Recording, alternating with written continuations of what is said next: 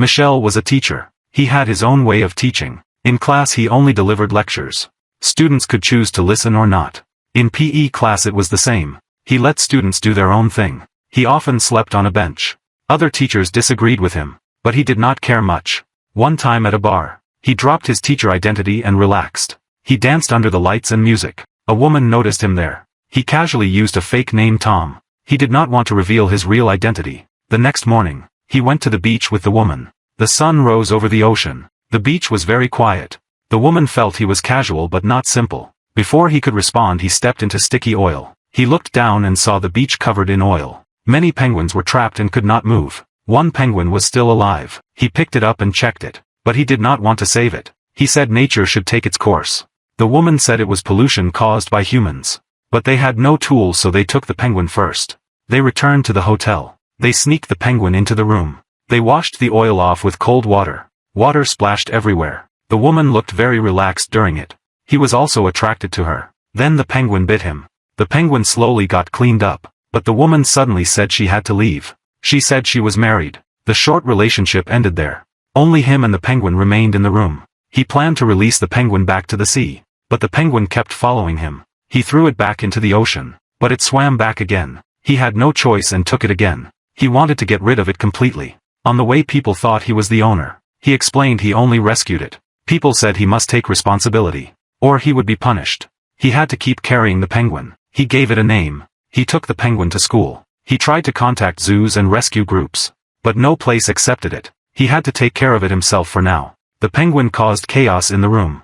Everything became dirty and messy. Life became very difficult. In class he still taught his own way. Students were not focused. The classroom was out of control. He finally handled bullying seriously. He used the penguin to get students' attention. Students became interested in the penguin. Class atmosphere started to change. Students began to join discussions. After class they took turns feeding the penguin. The bullied student was finally included. He began to interact more with the cleaning woman Sophia. They had different views on many things, but they often talked. Sophia also started helping care for the penguin. She believed the penguin should not go to a zoo. He believed it should go to professionals. They argued because of this.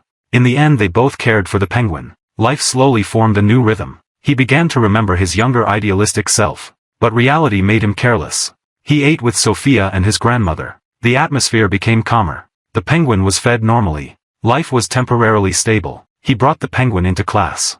The classroom immediately became quiet. Students became curious. He used the penguin as a teaching tool. Students discussed questions around it. Class became active. Students started thinking on their own. They also answered more seriously. He used rewards to keep focus. If they understood the board they could feed the penguin. Students began working harder. The classroom changed completely. Students felt real participation for the first time. The bullied student was accepted by peers. Bullying in school slowly decreased. Sophia often came to school. She and him talked more frequently. Their relationship became closer. Sophia insisted on caring for the penguin herself. She refused to send it to a zoo. She believed it meant loss of freedom. He believed in professional care. They disagreed again. One day Sophia was taken away outside. She shouted for help. He stood still and did not act. People around also did nothing. Later he learned she was involved in political issues. She may have been taken by government agents.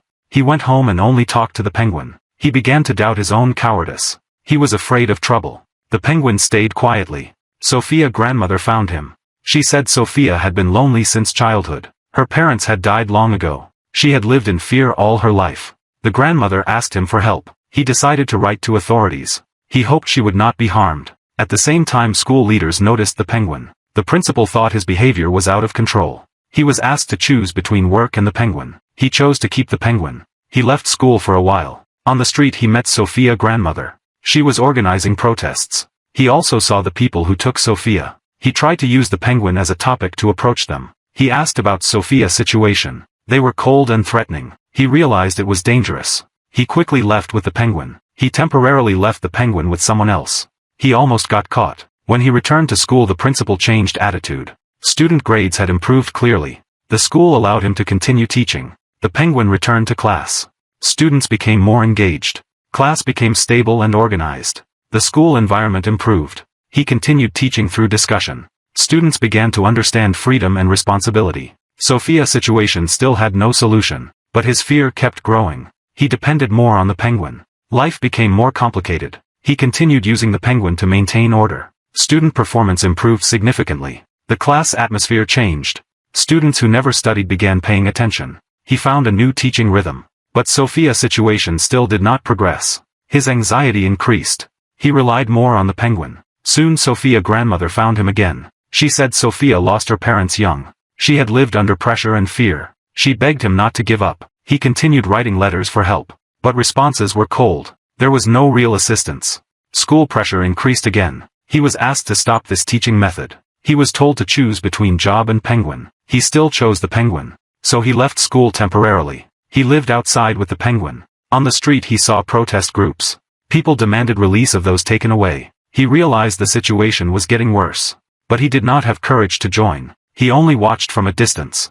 Later he met the people who took Sophia again. He tried to approach them using the penguin. He wanted information about Sophia. But they were cold and threatening. He felt danger and left quickly. He left the penguin with someone temporarily. He almost got controlled. Back at school things changed. The principal re-evaluated his teaching. Improved grades could not be denied. The principal allowed him to continue. The penguin was allowed back. Class returned to normal. Students participated more actively. They began understanding freedom and responsibility. The school became more stable. But he still felt uneasy. There was still no news of Sophia. He became more silent. He relied emotionally on the penguin. Later Sophia finally appeared. But she was in very bad condition. She had clearly suffered long pressure. Her grandmother held her tightly. He stood far away and did not approach. He continued teaching at school. Time slowly passed. Life seemed calm again. But the penguin suddenly died. He found it lying in the room. He took the penguin to the bathroom. He cleaned up its belongings. He saw small things it left behind. He realized the weight of the experience.